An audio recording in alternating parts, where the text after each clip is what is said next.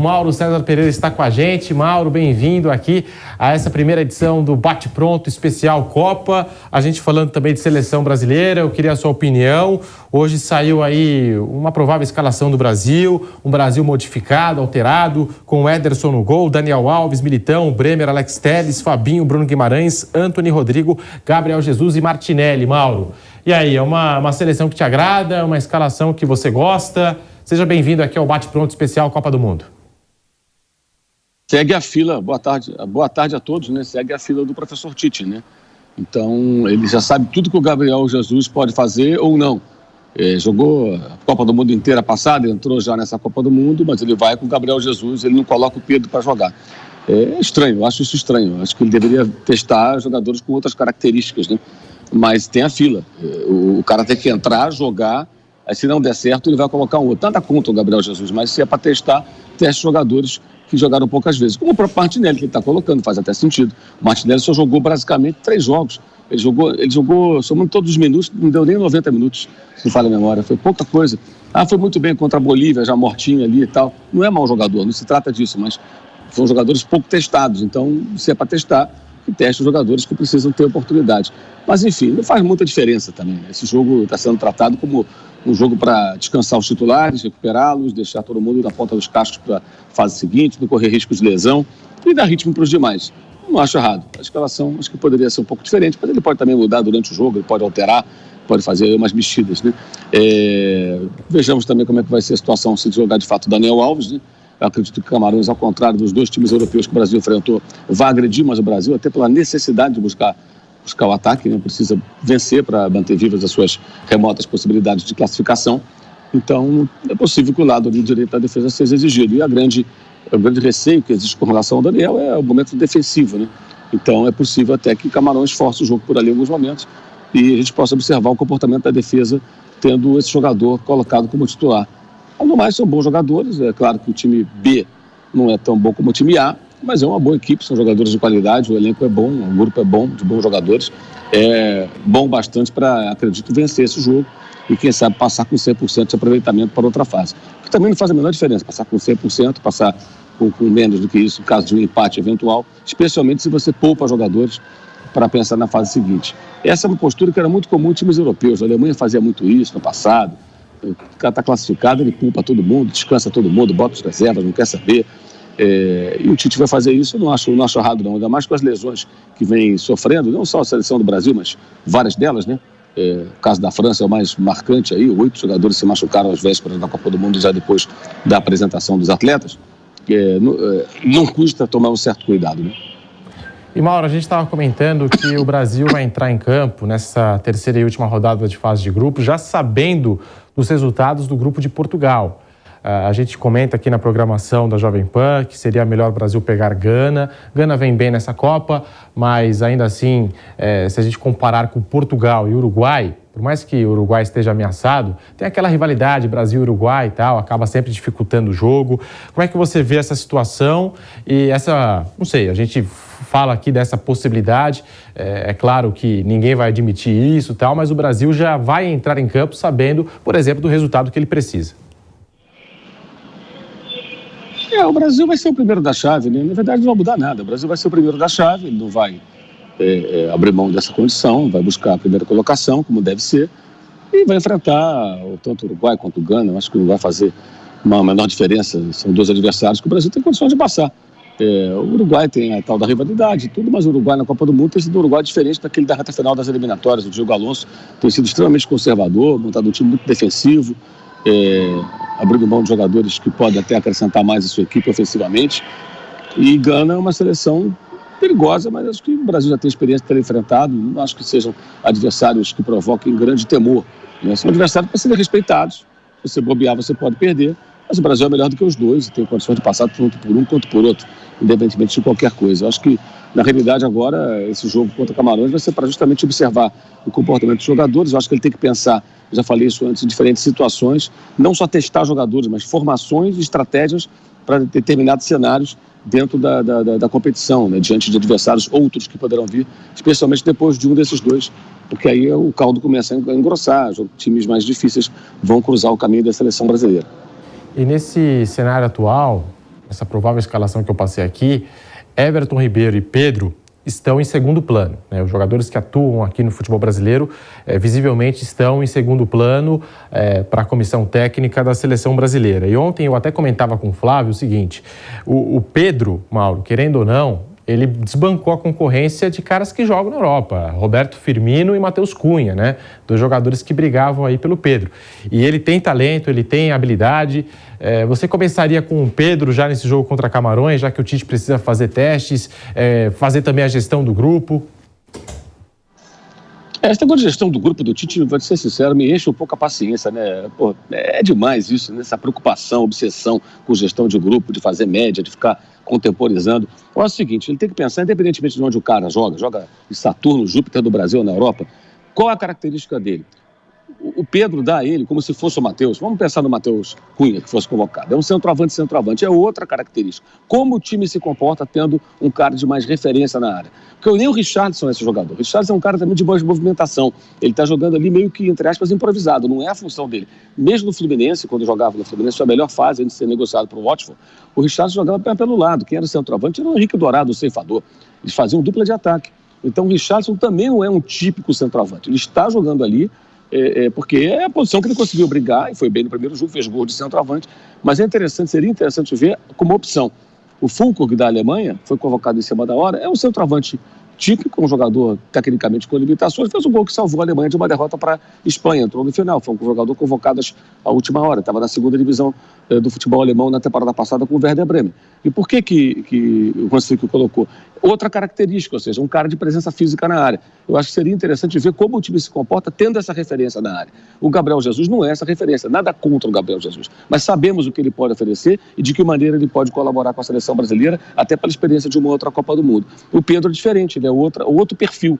E eu diria a mesma coisa fosse o Matheus Cunha ou se fosse um outro centroavante qualquer. Sabe? Se o Serginho Chulapa voltasse a jogar hoje, se fosse o Serginho Chulapa o centroavante do Brasil. É isso que eu quero dizer. Então acho que seria interessante ver o comportamento do time atuando com o centroavante que é centroavante mesmo.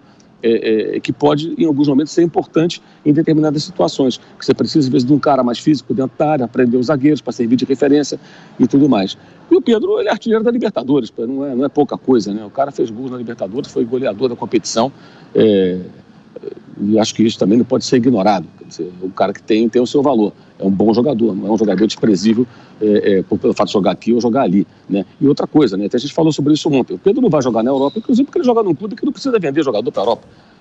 Não precisa vender o almoço e pagar a janta. O Flamengo não precisa disso. Então, se aparecer amanhã uma proposta, por exemplo, o Luiz Henrique do Fluminense joga na Europa. Foi vendido por 9 milhões de euros. O Flamengo não vai vender o Pedro por 9 milhões de euros, porque não precisa de 9 milhões de euros. Pagou 14 por ele, pagou agora 13 e pouco, 14 pelo Cebolinha. Então essa é a condição. Ele joga no Brasil, mas ele joga num clube que pode competir com clubes pequenos e médios do futebol da Europa em termos financeiros, em termos de salário e em termos daquilo que paga por multa rescisória. Ele não joga no Brasil porque ele não tem nenhuma oportunidade. Esse é o ponto. Esse é o ponto que eu acho que é importante. Se a gente ficar usando só a régua do mercado de onde ele joga, a gente tem que olhar o que acontece. E já existem clubes aqui, o Palmeiras pode se inserir também nesse contexto em algumas circunstâncias, que podem resistir ao assédio de times de fora e não vender o jogador. Então o cara às vezes está jogando no Brasil, não é porque o cara não tem mercado, também porque não vai vender, porque o clube não quer vender, não tem interesse, não precisa vender. Então existe esse outro aspecto também. Agora, eu acho que seria interessante vê-lo, mas pode ser que ele faça durante o jogo também, não é também nenhuma sangria desatada isso, ele pode fazer a experiência durante a partida contra Camarões. Eu acho que ele deve fazer, eu acho que o Everton Ribeiro pode dar opção para ele de um meia mais de criação, de passe, de assistência, jogando centralizado ou até pela ponta direita ali, onde ele se sai muito bem. Eu acho que ele precisa ver opções que ele possa ter para diferentes cenários do jogo. O exemplo da Alemanha acho que é perfeito, a Alemanha perdia o jogo, não estava jogando mal, um jogo muito bom contra a Espanha, estava jogando com o Thomas Müller de centroavante naquela partida. Aí o Hanslick faz as mudanças e coloca um centroavante típico. E esse cara entra e faz o gol. Um gol típico de centroavante, aproveitando uma sobra dentro da área. E livra o time de uma derrota e consegue um empate ali importante. Ele vai ser titular? Não vai ser titular. Mas o técnico alemão já sabe do seguinte: eu posso contar com esse cara em determinadas situações de jogo. Ele me entrega isso aqui. Ah, mas eu sei do clube. Na seleção, na Copa é diferente. É legal ver em ação a personalidade do jogador, como ele se sai. Então acho que esse jogo é muito bom para isso.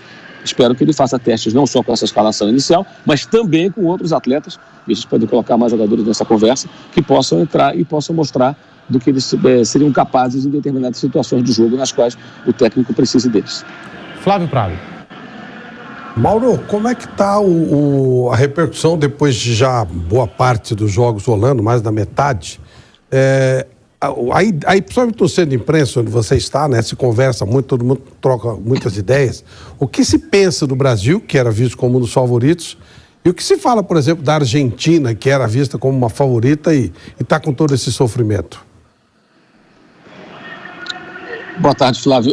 Assim, todo mundo acho que tem uma expectativa positiva com o Brasil. A impressão que eu tenho é que o Brasil corresponde às expectativas, né? Não tem ninguém aqui que fale assim, nossa, estou decepcionado com a seleção brasileira, esperava mais, não. Acho que é o entendimento que o Brasil fez 2 partidas difíceis, a primeira muito boa, a segunda não tão boa, mas venceu, não foi uma partida ruim, e que o time está classificado e está bem. A Argentina, ao contrário, a Argentina fazendo muitas mudanças, o técnico tentando encontrar um caminho, também fazendo mudanças. O jogo de hoje deve fazer em função também das características do adversário. O time da Polônia tem jogadores mais altos, ele deve fazer mudanças para colocar uma linha defensiva de mais estatura.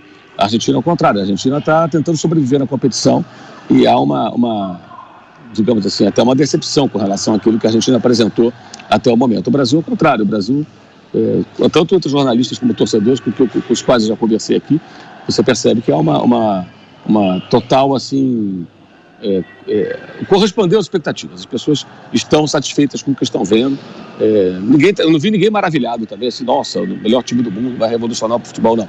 Mas também críticas eu não vi. Todo mundo achando que o Brasil está bem, muito forte, e o time que não sofre ataques, né, que se defende muito bem. O adversário não consegue finalizar contra a meta brasileira. Esse é um ponto que também tem, acho que, causado uma impressão muito forte e muita gente por aqui. Mauro, um abração para você, Mauro. Queria que você falasse alguma coisinha de bastidor, se é que existe aí. Dentro de 18 dias acaba a Copa. Se fala sobre substituto do professor Tite ou não? Olha, Vanderlei, eu vou ser sincero com você. Eu não fui um dia lá no treino da seleção e não pretendo ir. Eu estou acompanhando a Copa do Mundo, então eu não tenho tido contato nenhum com as pessoas da CBF. Estou procurando acompanhar aqui o Mundial. Agora estou no jogo aqui Tunísia e França, depois eu vou para a partida entre Argentina e Polônia. Então eu não tenho tido contato com pessoas da CBF e não tenho informações a respeito. E aí, Piperno? Mauro, tudo bem? Eu tenho uma expectativa em relação a esse jogo contra Camarões, mais sobre o que o meio-campo da seleção brasileira pode fazer, mais especificamente, inclusive, sobre o Bruno Guimarães, um jogador que eu acho até que já poderia ter iniciado o jogo passado. E também, Mauro, em relação àquilo que o Daniel Alves pode apresentar, porque o Daniel, ele virou praticamente a opção C para essa posição. O que você espera em relação a esses 2 jogadores? Boa tarde, Piperno. Eu acho que o Bruno Guimarães é um jogador que ele tem pinta de Kleberson 2002, assim, aquele cara que pode ganhar a posição durante a Copa, né, virar titular. Eu acho que ele consegue entregar mais do que o Fred, inclusive, assim, no jogo com a bola, buscando o ataque, tentando fazer a transição defesa-ataque da dinâmica de jogo. Ele está muito bem no Newcastle, um jogador que está numa ascensão muito grande. Eu acho que, se não for titular, ele vai virar a primeira opção ali do meio-campo. Digamos que o Neymar voltando, o Tite mantém a inicial formação de Casemiro, com Paquetá e Neymar fazendo ali um trio, né? O Vinícius e o Rafinha e o Richarlison. A primeira opção dele foi o Fred, o jogo contra os suíços. Eu acho que o Bruno Guimarães, no mínimo, ele vai acabar se inserindo aí, se não barrar o Paquetá, por exemplo, não ganhar a posição titular. Nós somos o Daniel Alves, assim, eu sinceramente acho uma temeridade você ter um jogador com toda a experiência que ele tem, que há mais de 2 meses não joga uma partida profissional para atuar na Copa do Mundo, né? Vejamos como é que vai ser, né? O Zé Carlos, que me estava passadinho, jogou contra a Holanda em 98. E ele acabou não jogando contra a Suíça, que foi uma clara demonstração do treinador de que confia até a página 2, né, em colocá-lo em campo. Vai jogar agora, o que tudo indica, mas na partida que o Brasil já está classificado, só vão as reservas para campo. Mas pode ser que esse jogo contra Camarões até seja um teste mais interessante para a gente ver o desempenho do Daniel, defensivamente falando, do que os outros jogos, porque a Sérvia queria empatar, a Suíça estava louca pelo empate, e Camarões precisa vencer, então Camarões vai fazer um jogo mais aberto. Camarões foi buscar um empate contra o time da Sérvia, né? E eu acho que vai agredir mais o Brasil em algum momento. E entendo que qualquer um que olhe para a seleção brasileira hoje e vê que o lateral, o Daniel Alves, tem quase 40 anos, o cara vai tentar forçar um jogo por ali em algum momento, né? Então pode ser um jogo até para a gente ver do que ele é capaz. Vejamos se ele vai corresponder à expectativa, se ele vai surpreender positivamente, ou se ele vai ser o Daniel Alves, que demonstrou fragilidade defensiva, inclusive lá no ano retrasado, não passado, né? Quando ele estava no São Paulo ainda. Os jogos em que ele teve muitos problemas no momento defensivo. Então, é um jogador que desperta, acho que muita dúvida e talvez até uma certa insegurança. Não dá para deixar de usar essa palavra depois que ele não jogou contra o time da Suíça, né? Se ele não jogou contra a Suíça, é sinal de que o técnico confia até a página 2. É claro que ele não vai dizer isso, mas nem tudo precisa ser dito para a gente poder compreender como as coisas estão acontecendo.